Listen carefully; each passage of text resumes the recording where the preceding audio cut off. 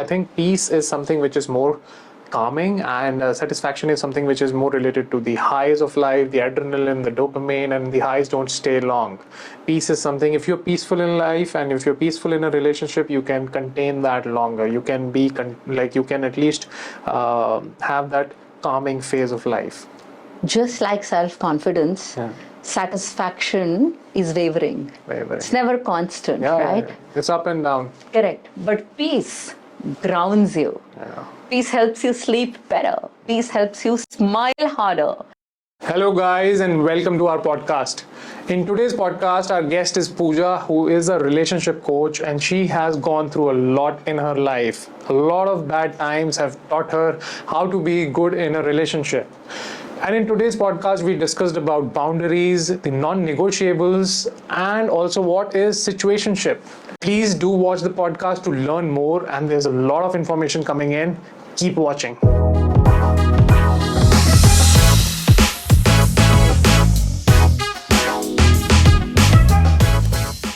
Welcome to our show, Pooja. Thank you so much, Pranav. It's a pleasure being here.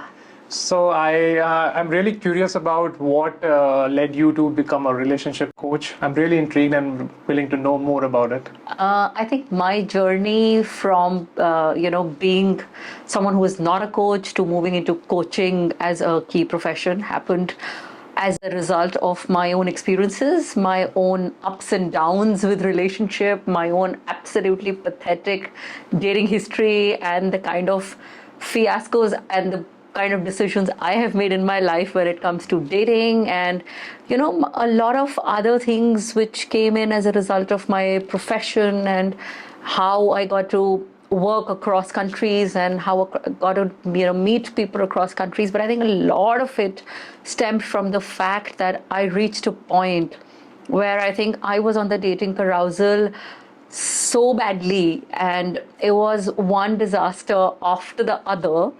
What really is going on here? And because there is a point where you start finding faults with others, or this is missing in him, or he's not this, or he's not that, and to a point where you stop even looking at yourself, But then, and that sort of laid the foundation of learning to become a coach professionally and finding your teachers and finding your mentors, and that has been where it is. Pooja, what do you think is a healthy relationship? I think it's a very good question. I think when you ask me that question, I want to emphasize on two words: healthy relationship. Because the minute you say healthy relationship, the dynamic changes. And I think while I can do a whole episode on just these two words, what is a healthy relationship, but I think to simplify it, I think a relationship that helps you grow, that helps you do what you want to by adding another dimension, by including another person in your life, that does not make you second guess, that does not stop you, that does not bring you down, but it nurtures you in a way that seeing the other person or being with the other person is looking forward to, no matter how much time you have spent with the other person. And I think when a relationship calms you down rather than demands you to become something else that you are not, or you're not comfortable, and a relationship that puts a smile on your face, a relationship that helps you mature, it helps you learn, it helps you grow, it helps you get nourished. And I'm not saying what we are so used to, being told and being seen in movies around us or read in fantasy books that a Prince Charming on white horse needs to come from somewhere and you need to be the damsel in distress and there has to be stars in your eyes. I think it's quite the opposite. I think those stars are very temporary. I think then it is, where do you feel the calm in your chaos? And I think for me, that is a healthy relationship. You mentioned something very interesting, which is like growth or growing together in a relationship. Can you define growth for me? Growth for me in a relationship, Pranav, is I am doing a task today in a certain form. Okay, let's take an example from fitness, right? Because that is something that is so close to my heart. I'll give an example from fitness. You do an exercise A today with 10 kilos, right? Over the weeks that you progress and over the weeks that you keep, you go to a point where now it's 12 reps instead of 10 reps. Then you go to a point where it's 15 instead of 12. And then eventually it's 15 kilos and the pain is lesser, the form is better. Right? So you're doing the same thing over and over again, right? But still feeling happier, still feeling better. So I may be doing something in my daily life every day with this person, right? Could be reading a book, putting a meal together, going to the supermarket together. It could be laundry together. But is that making me happy? Or is that sounding like a task? Or do I have to tick in the box, And then it also comes, that's growth. That is real growth. You're really finding your anchor.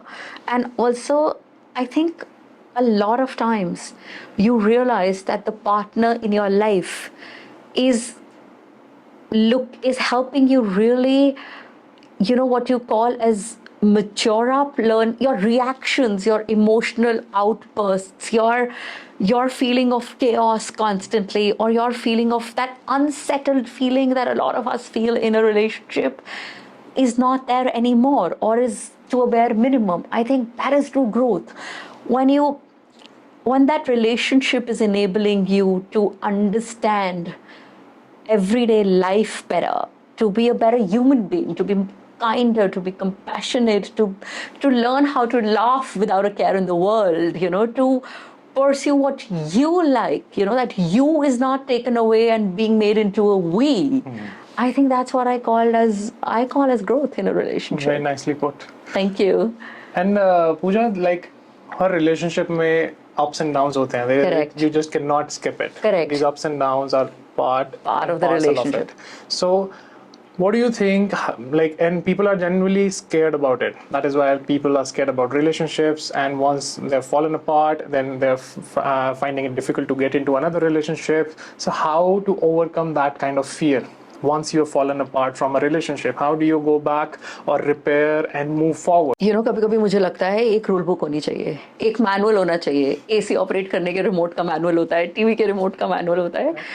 मुझे कभी-कभी लगता है life का भी एक manual होना चाहिए, और फॉर दैट मैटर रिलेशनशिप्स का मैनुअल तो जरूर होना चाहिए, but unfortunately that is not the case. While there are no specific formulas to it, here are some things I believe in. If you have just come out of a relationship, first things first, that fear that I am going to die alone, this is the end, I've been abandoned, rejected, ek baar aur aisa ho gaya, I can't do anything, I'm not good for nothing, I'm not pretty enough, I'm not smart enough, oh I make these mistakes, oh am I too demanding, oh am I doing things wrong, am I saying the wrong things, am I behaving the wrong way, do I not look good enough for the other person, something that whole thing where entirely we bring the blame to us, हम में ही कमी है, हम में ही problem है. I think that is a narrative that needs to stop, because Self-doubt. That self-doubt, because हम भूल जाते हैं कि जितनी इम्पोर्टेंस और रिस्पेक्ट हम खुद को देंगे, उतनी ही इम्पोर्टेंस और रिस्पेक्ट सामने वाला आपको देगा. क्योंकि अगर आपने सामने वाले को सिखा ही दिया है कि आप तो सेकेंडरी हो, तो वो आपको प्राइमरी कैसे ट्रीट करेगा. तो वो basically I think first thing that self-doubt needs to go, because when a relationship doesn't work out, and no matter what the reason is, it's always two people. Correct. Right? Together. तो गलती आपकी सिर्फ कैसे हो गई, और ये जो नरेटिव शुरू कर देते हैं हम, और खुद में इतनी कमियां, आई एम नॉट सेइंग हम में कोई कमी नहीं है, बट सारी कमी खुद में, सारा ब्लेम खुद पे ले लेते हैं हम. ताली दो हाथ से बचती है. तो वो मतलब that has to stop. I think, and I am really, right now, even speaking as a woman who's, like I said, has had a fantastically devastating dating history at one point of time in her own life, but I think the other thing we need to stop doing is this whole way of boundary नहीं है. Correct. खुद की हर चीज change करके, खुद की हर चीज sacrifice करके, खुद वो चीजें एक्सेप्ट करके जो आप हैं ही नहीं, जो आपको आपके वैल्यू सिस्टम से या आपके खुद के जो प्रिंसिपल्स होंगे खुद के लिए या आपकी लाइक्स एंड डिसलाइक्स को भी वायलेट कर रहा है, वो सब आप बदल रहे हैं किसी और के लिए, वो भी इसलिए ताकि कोई और आपको एक्सेप्ट कर ले. तो for example, I use to do this and I will say this personally. I'm someone who's very emotional, right? Emotions are, I think, 90% of my body is emotion, right? I'm very emotional. So, because मेरा एक relationship शायद इसलिए काम नहीं किया, because that person felt I'm too emotional. तो अब क्योंकि oh my God मेरी तो दुनिया खत्म हो गई, अभी दूसरा फर्स्ट ऑफ ऑल तो जल्दी मिलना चाहिए, सेकेंडली वो मिल गया, तो अब that fear that I can't be emotional, तो मैं कोशिश कर रही हूँ बहुत प्रैग्मेटिक होने की, बहुत प्रैक्टिकल होने की, बहुत कूल होने की, कि मुझे नहीं फर्क पड़ रहा है नहीं मिल रहे हैं तो, मुझे नहीं फर्क पड़ रहा है बात नहीं हो रही है तो, मुझे नहीं फर्क पड़ रहा है टेक्स्ट का रिस्पॉन्स 2 घंटे बाद आ रहा है तो, perpetually so and so forth. I am trying to become a very practical cool detached person that I am not. क्यों? क्योंकि दोबारा नहीं टूटना चाहिए. Correct. This has to work. अंदर एक फियर बैठा हुआ है कि ये दोबारा ना हो जाए, और ये हो गया तो मेरा क्या होगा, right? I am going to be a old woman living with a cat और dying with a dog somewhere in a lonely apartment and nobody will even come to know, right? All that narrative eventually कितने दिन, few days, few weeks, few months, and then you begin to feel stifled. Yeah, तो मैं हूँ ही नहीं. This is not me as a person. Correct. So that whole thing of in that process, do you think people cross their boundaries and all the time. I don't like sarcasm, okay? But because ये relationship नहीं टूटना चाहिए और सामने वाले का sense of humor ऐसा है या सामने वाले का nature sarcastic है, उसको लगता है being sarcastic is cool. But I hate sarcasm. So I'm accepting sarcasm without even telling the other person that, hey man, I don't like sarcasm. Please don't use it on me or with me. You can do whatever you want to with the world outside you interact with, but when we are together or in this relationship, could we please keep sarcasm out, because it doesn't sit well with my value system or it doesn't sit well with my head. I'm not doing that. I'm accepting sarcasm. वो for the hours I am with the other person, sarcasm accept हो रहा है. But when eventually bubble burst होगा, but वो bubble burst हो रहा है, कहीं ना कहीं वो build up हो रहा है. That is when people fall apart. तो वो boundary किसी भी तरीके की boundary है ही नहीं एक दूसरे के साथ. I'll give you a very small example. I'm an early sleeper because I'm an early riser. At least now I am. So, but the other person wants to only talk to me late at night. Yeah. Then you will change yourself. So अभी मैं अपना पूरा once a while ठीक है, you also want to do it, but मैं अब अपना पूरा routine change कर रही हूँ. I'm waking up miserable. I'm missing my exercise. I am not getting enough sleep. I'm compromising on the output of my work the other day because I haven't slept enough, right? And this is now an ongoing cycle. So I'm turning up miserable to work the next morning. I'm just tired all the time. I'm just fatigued all the time because I am breaking my sleep cycle continuously to make that work. Yeah. What I'm trying to say here is, if in a relationship, both partners can't respect each other enough to kind of work around with each other's own persona, which means you have a routine, I have a routine, and we will respect it. We will work around it. I respect your choices. You respect my choices. If that basic level of respect is also missing, how do you think is that relationship going to last or work out or even give you happiness? Because ultimately एक तो कोई खुश नहीं है उस relationship में. So you're saying respect is non-negotiable? Absolutely non-negotiable. Like I said, if you are someone who doesn't appreciate, important. This is something very, very important that you're mentioning. लोग भूल जाते हैं ना. अच्छा ठीक है, he screamed at me or she abused me or please don't get me gender biased. I'm not gender biased. I'm saying no matter what the gender is not playing a role here, right? What I'm saying is two partners together if you can't respect, oh chalo mazak mazak mein chilla diya, oh chalo mazak mazak mein Always sabke neglecting it, samne always bol sort of diya, hiding, putting it under the carpet. under the carpet, मजाक मजाक में बोल दिया होगा, मजाक में चिल्ला दिया होगा, मजाक में कमेंट कर दिया होगा, मजाक में सार्काज्म दे दिया होगा. Eventually वो bubble burst वो होगा, bubble burst then होता है you'll ना, fall to because your feet. exactly कुछ भी आपके लिए acceptable नहीं है. अंदर से तो आप बिल्कुल खुश नहीं है. You're pretending to be happy. You're pretending it's okay. तो boundary is, I think, your own boundaries. I always tell everyone in my coaching sessions, boundaries are non-negotiable. They change the narrative, you know. And I say this from my personal experience. Pranav, believe me, when I started setting my boundaries and I started communicating my boundaries in not an aggressive or a disrespectful manner, but in a very respectful, though an assertive manner, and in a very kind manner, I realized that I'm telling the other person that I will respect you, but do you have enough to respect me? It's a give and take. I'm sorry, but now I refuse to be treated the way I used to be treated. And I'm also saying, and I say this with so much conviction because this is something I believe in so much, is that if I give you that place in my life, right, are you ready for it? Are you ready to put in that work for it? Am I important enough for you that you will put in that work? You will make that investment that is needed? Because I'm sorry, being with me is not ordinary. Being with me is a privilege. I respect myself so much. I know what I bring to the table. So I'm sorry, I will not be treated the way I used to be treated in a certain manner a few years back.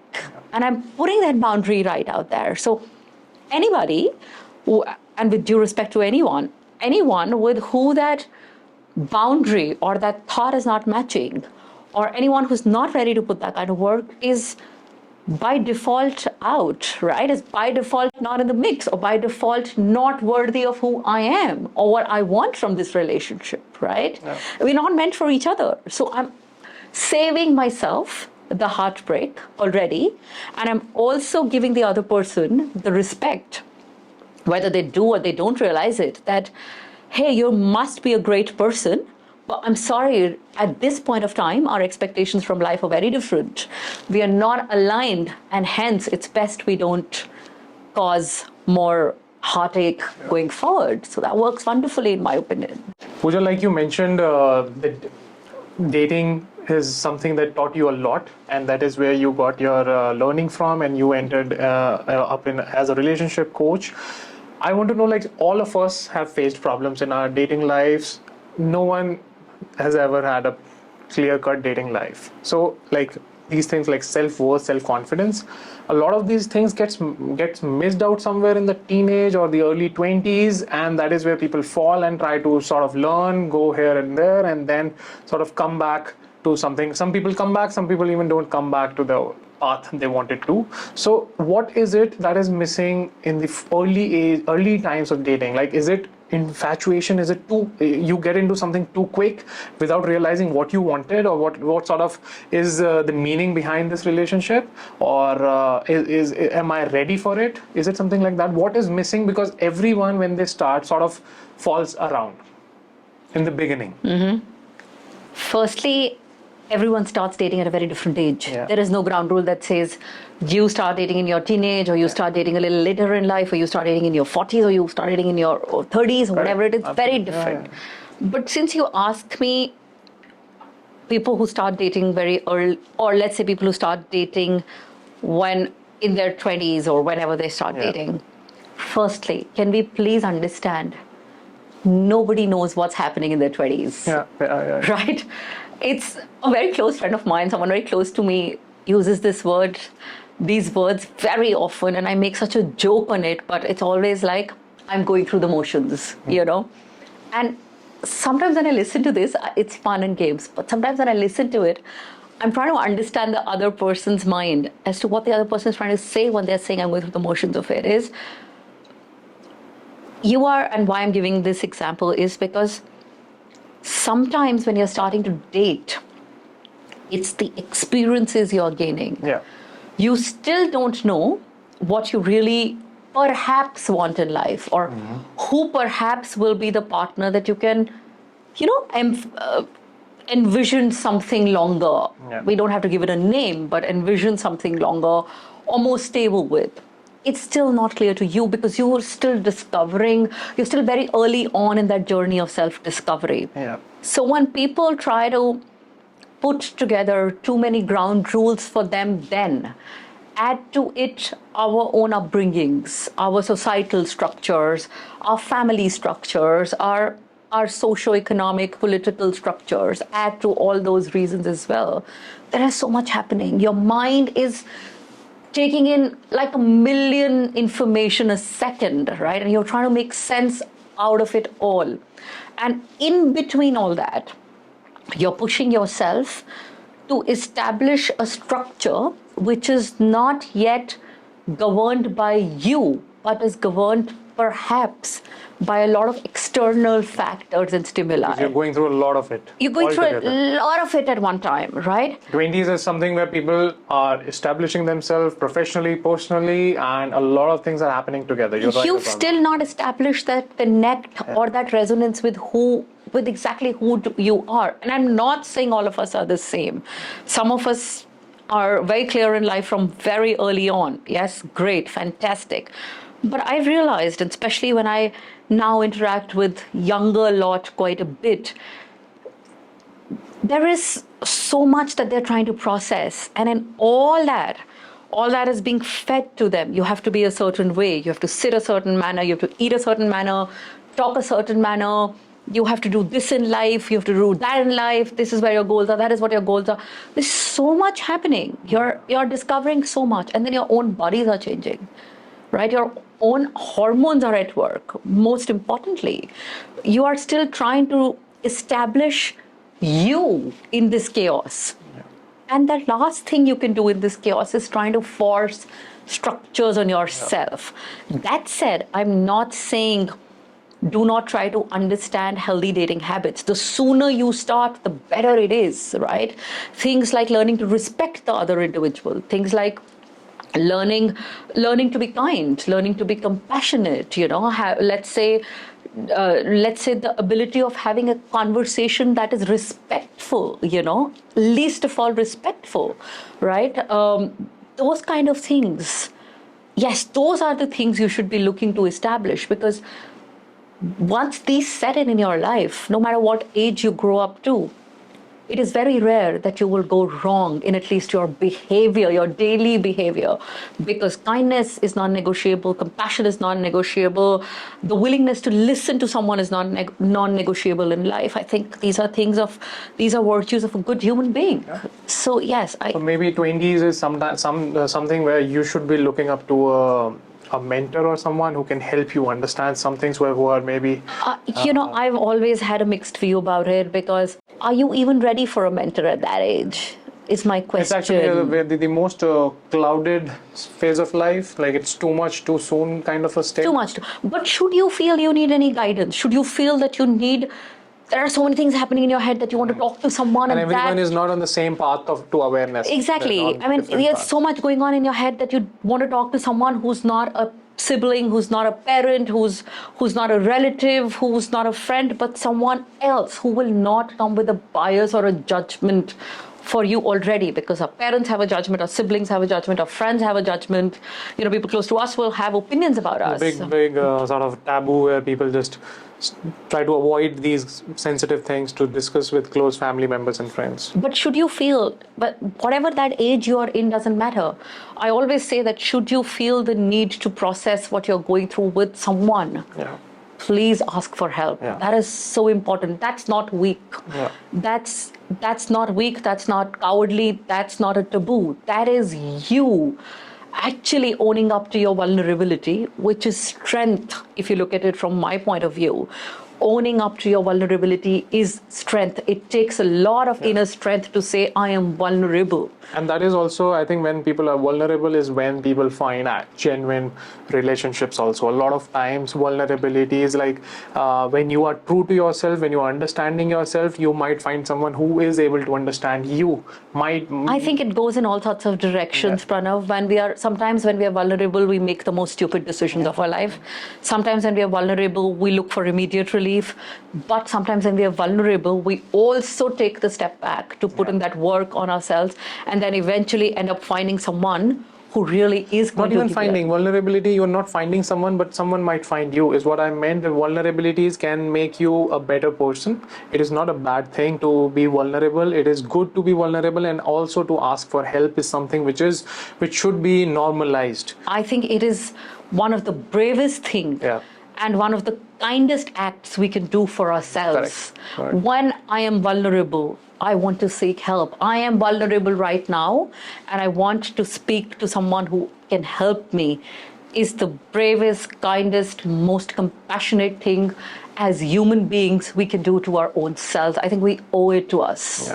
I think we owe it to us. Pooja, there's one term also I wanted to ask you about. I just recently came across this word called situationship or something like that. I was never aware about that. Yes, the Gen Z dating lingo has changed. Where is this headed? What is this actually? What is your take on this word?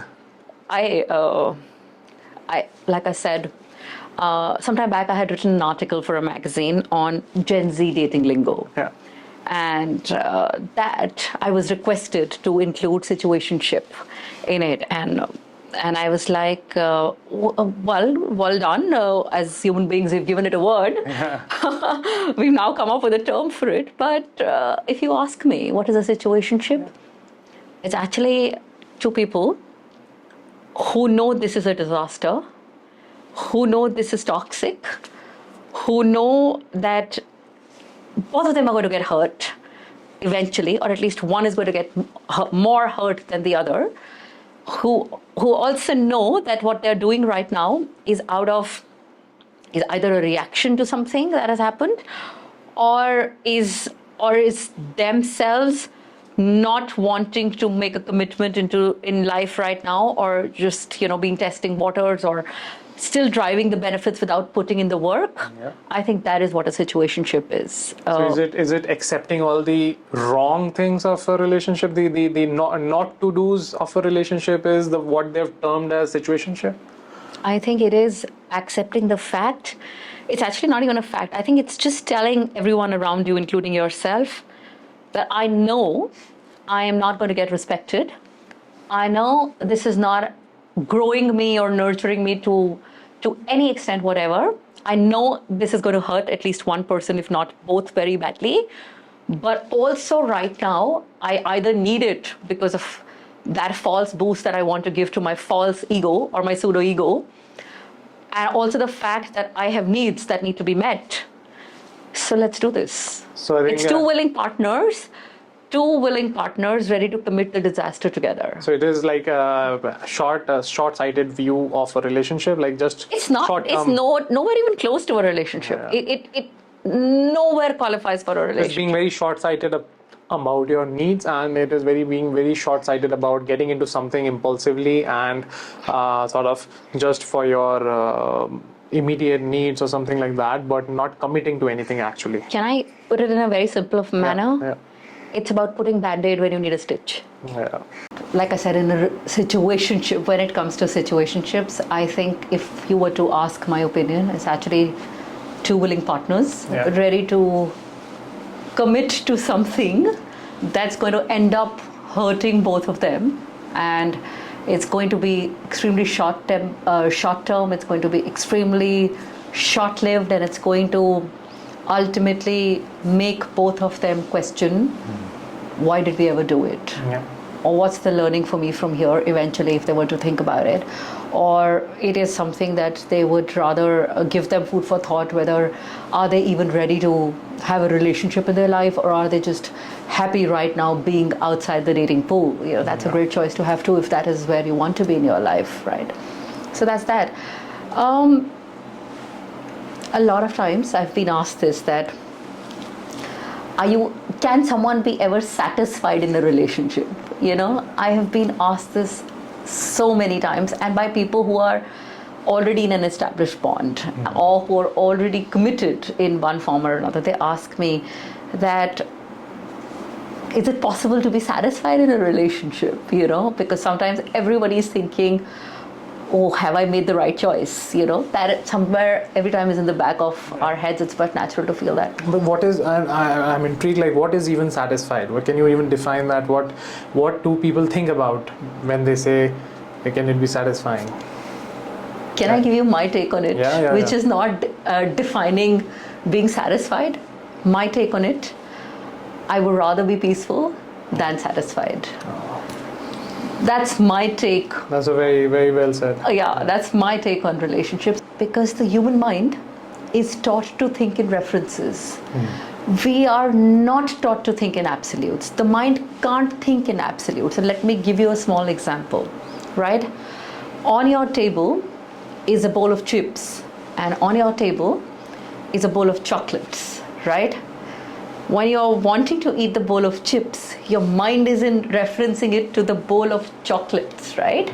Because that's right there, right?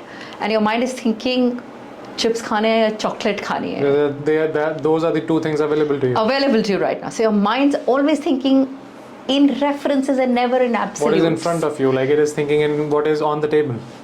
When you're going to buy a car, you're one side thinking this car for me, but then you're always referencing it to something in the similar or in a better or in a lower segment, but you're always referencing and right? comparing and then evaluating what you are getting. Correct. So the human mind never thinks in absolutes, right? You're always referencing. It's always trained to think in references. So satisfaction is a myth, right? At least in today's world, it is a myth, because you're already always referencing everything in your mind. So what would you rather do? You rather choose peace, right? For me, in a relationship, if I'm peaceful, which by default also means that I'm happy, because I can't be peaceful if I'm unhappy, right?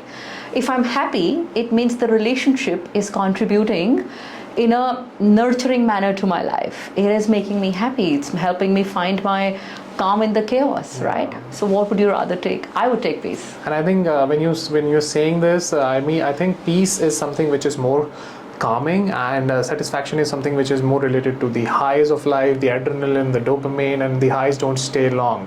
Peace is something, if you're peaceful in life and if you're peaceful in a relationship, you can contain that longer. You can be you can at least have that calming phase of life. Just like self-confidence, satisfaction is wavering. It's never constant, right? It's up and down. Correct. But peace grounds you. Peace helps you sleep better. Peace helps you smile harder. Peace helps you just be you. Live it a little better. It's a strong foundation. It's a strong foundation. So for me, I'd rather be peaceful than satisfied. You're saying that for a person looking into a relationship, their foundation should be revolving around peace. That is where they will find a better relationship for themselves, or where they will choose a better relationship. It's not about finding, it's about making that choice.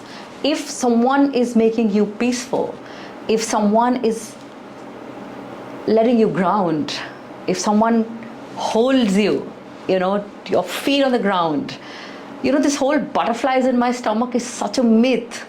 You don't want butterflies in your stomach. You want calm in your heart. Actually, that is what you unconsciously want. You subconsciously want the calm. You don't want the butterflies. The butterflies are temporary. Yeah, they're temporary. They are temporary. So, for me, like I said, and I always say this to everybody in my coaching room, make peace the priority. Feel peaceful, not satisfied. So this was Pooja talking about boundaries being non-negotiables and self-worth being more important than self-confidence. And we also discussed situationship being a big facade. Listen to this and forward this to as many people as you can. And thank you for watching.